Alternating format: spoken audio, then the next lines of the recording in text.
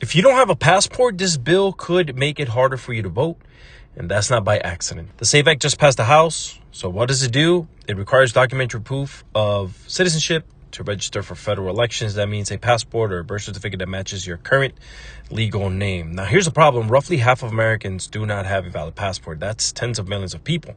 If you're married and change your name, your birth certificate doesn't match. That creates paperwork hurdles. If you lost documents, moved states, or were born at home and don't have easy access to records, that becomes yet another barrier. And let's fact check something right now, because this seems to be something that MAGA can't get through their heads. Non-citizens cannot legally vote in federal election. It is already a federal crime. To register, you must attest under penalty of perjury that you are a U.S. citizen.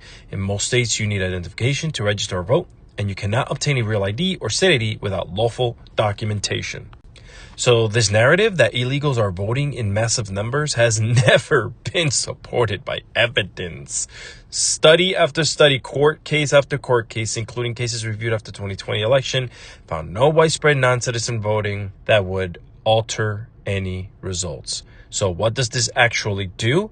It has documentation requirements that disproportionately impact married women who change their last names, lower income Americans without passports, elderly voters without, any updated documents. And let's be honest about the pattern. Since 2016, we've seen attacks on mail-in voting, attempts to overturn certified results, pressure campaigns on state officials, and now another layer of federal requirement. When you repeatedly push policies that make voting harder while claiming fraud that courts and audits don't substantiate, people are going to question the motive. Here's my position.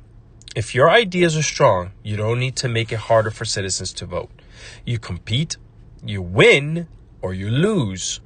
But we are resilient. See, we voted through wars, pandemics, economic crashes, and if they think paperwork is going to scare people off, they're underestimating the American voter. Now, I want to hear from you. Do you have a passport? If not, would this make registering harder for you or someone in your family? And if you can, please hit all the links right here.